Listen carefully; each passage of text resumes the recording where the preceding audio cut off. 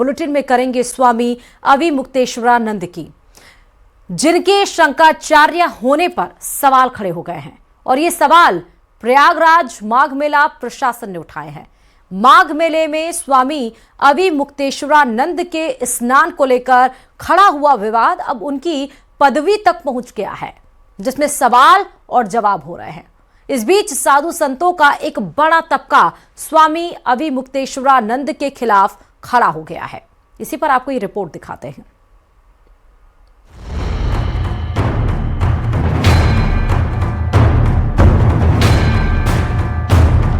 मौनी अमावस्या के दिन स्वामी अविमुक्तेश्वरानंद मामले में शुरू विवाद अभी भी शांत होने का नाम नहीं ले रहा है। नियम कायदों का हवाला देते हुए प्रयागराज मेला प्राधिकरण ने उन्हें नोटिस भेजकर 24 घंटे के अंदर जवाब मांगा था। स्वामी अविमुक्तेश्वरानंद सरस्वती ने इस नोटिस का जवाब दे दिया है। जवाबों में सभी आरोपों को खारिज करते हुए नोटिस को मनमाना, दुर्भावनापूर्ण, अपमानजनक और सुप्रीम कोर्ट की अवमानना बताया गया है।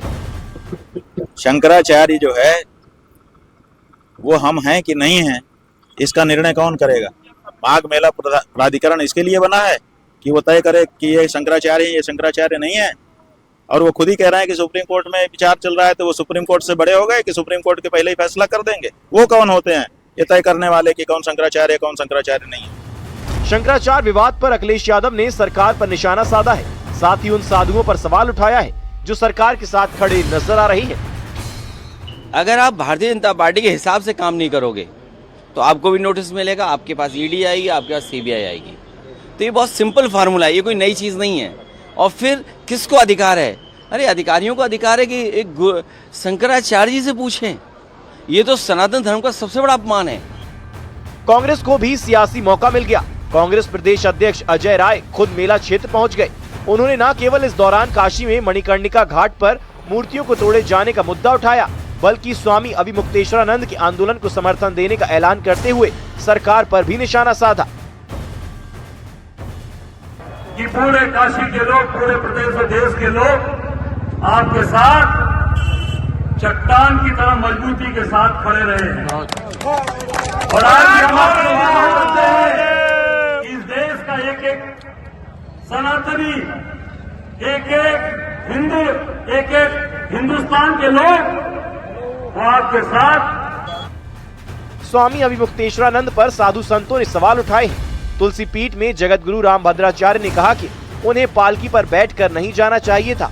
वहीं अखिल भारतीय संत समिति के राष्ट्रीय महासचिव जितेंद्रानंद सरस्वती ने स्वामी अविमुक्तेश्वरानंद पर सवाल उठाए हैं। उन्होंने पूछा है कि क्या 50 फीट पैदल भी संत के तौर पर नहीं चल सकते?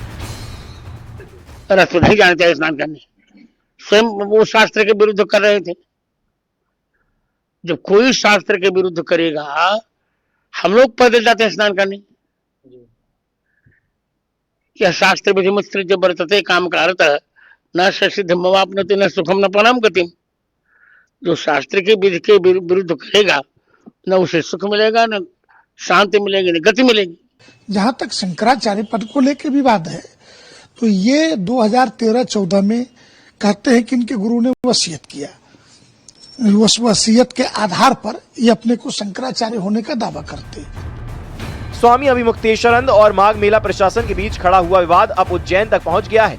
उज्जैन के संतों ने भी स्वामी अविमुक्तेश्वरानंद को नसीहत दी है। साथ ही अधिकारियों को क्लीन चिट देते हुए संयम और मर्यादा का पाठ पढ़ाया है।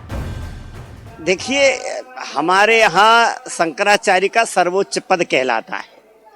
पद की गरिमा को रखते हुए उन्हें ऐसा कोई कार्य या ऐसा कोई वक्तव्य नहीं देना चाहिए जो उनके पद की गरिमा के अनुरूप ना हो। अनेक प्रकार की सुविधा होने के बाद भी ऐसी घटना हुई जो बहुत ही बड़ा निंदक और दुख के साथ है।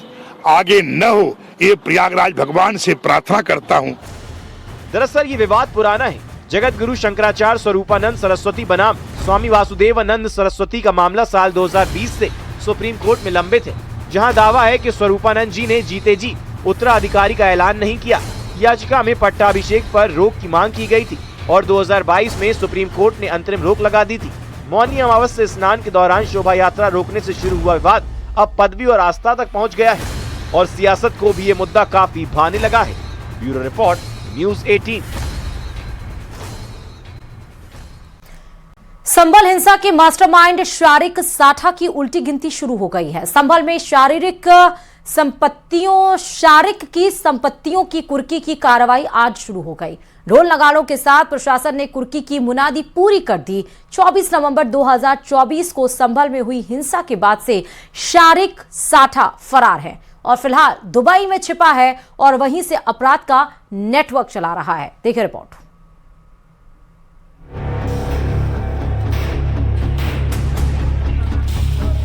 साठा उपरोक्त की चल अचल संपत्ति को कुर्क किया जाता है। संभल हिंसा के मास्टरमाइंड पर बड़ी कार्रवाई। अभियुक्त शारिक साठा चल अचल संपत्ति कुर्क की जाती है। भगोड़े शारिक साठा की संपत्ति कुर्क।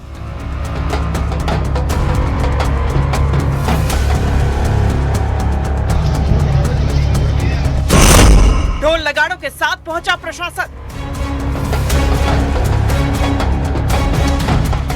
संभल हिंसा के मास्टरमाइंड शारिक साठा पर अब कानून का शिकंजा और कसता जा रहा है। कोर्ट के आदेश पर आज पुलिस और प्रशासन ने शारिक साठा की संपत्ति कुर्क करने की कार्रवाई शुरू कर दी।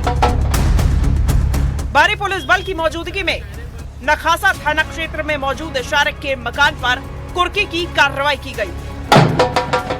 संभल में प्रशासन की टीम साठा उपरोक्त की चल अचल संपत्ति को माननीय न्यायालय सीजेएम संभल स्थित चंदोसी के आदेश के अनुपालन में कुर्क किया जाता है। पुलिस ने मकान के भीतर मौजूद एक सामान को चिन्हित भी किया। मौके पर प्रशासनिक अधिकारी और भारी संख्या में पुलिस बल तैनात रहा ताकि किसी भी तरह की अव्यवस्था न हो। जो आवास है उसकी कुर्की की कार्रवाई प्रस्तुत है और उस संबंध में हम लोग जो है आवश्यक पुलिस ब्रीफिंग जो है वो कर रहे हैं इस समय। अभी जैसा निर्देश प्राप्त होगा इसकी कार्रवाई जो है शुरू की जाएगी। कितने थानों की फोर्स लगाई गई है? यहाँ 4 थानों की फोर्स है, पीएसी है। मौके पर मौजूद शारिक साठा की भाभी ने दावा किया कि ये मकान उनका है और शारिक का एक दूसरा मकान है जहां वो रहता था। उन्होंने ये भी कहा कि शारिक साठा इस घर में कभी नहीं आता था। 2 बार पुलिस वाला आया है सर, अब ये तीसरी बार आया है। हमारा अपना ही मकान है। किस नाम से ये भाइयों के नाम से, हमारे ही नाम है सर। शारिक साठा कौन है आपके? जेठ है सर हमारे। बेटे? जेठ है आपके? जी सर जेठ। मकान के लिए क्या कहा है आपसे? कुर्क किया जा रहा है? क्या कहाँ है शारिक साठा जी? कुर्क किया जा रहा है, कुर्की हो रही है इसकी? हाँ हो तो रही है सर। अब हम 24 नवंबर की हिंसा के बाद से फरार है शारिक साठा। दुबई से चला रहा है नेटवर्क। पुलिस के मुताबिक संभल हिंसा का मास्टरमाइंड शारिक साठा 24 नवंबर 2024 की हिंसा के बाद से फरार है और फिलहाल दुबई में छिपा बैठा है, जहां से वो अपने नेटवर्क को संचालित कर रहा है। उसके गैंग के 3 आरोपी पहले ही जेल भेजे जा चुके हैं। कोर्ट के बार-बार आदेश और चेतावनी के बावजूद शारिक साठा ने सरेंडर नहीं किया। शारिक साठा के खिलाफ जालसाजी, चोरी, गैंगस्टर एक्ट समेत कुल 69 आपराधिक मामले दर्ज हैं। कोर्ट के आदेश की अवहेलना को गंभीरता से लेते हुए एसआईटी ने उसके खिलाफ 3 और मुकदमे दर्ज कराए हैं। इसी क्रम में कोर्ट से कुर्की का आदेश लेकर पुलिस ने उसके मकान पर कार्रवाई की। पुलिस का कहना है कि कुर्की की प्रक्रिया पूरी होने के बाद आगे की कार्रवाई भी कानून के तहत जारी रहेगी। विष्णु सिंह, संभल, न्यूज़ 18 इंडिया। कुर्क किया जाता है। चलिए इस बीच बड़ी खबर जोधपुर से आ रही है। होटल कर्मचारी को चाकू मारा गया है। खाना खाने आए युवकों ने हमला किया है होटल कर्मचारी के ऊपर। पैसे देने की बात को लेकर यहां पर विवाद हुआ था। घायल युवक का एम्स में इलाज चल रहा है। पुलिस ने 5 आरोपियों को गिरफ्तार भी कर लिया है। तो देखिए पुलिस ने फौरन कार्रवाई की और 5 आरोपियों की गिरफ्तारी। यहां पर जो युवक खाना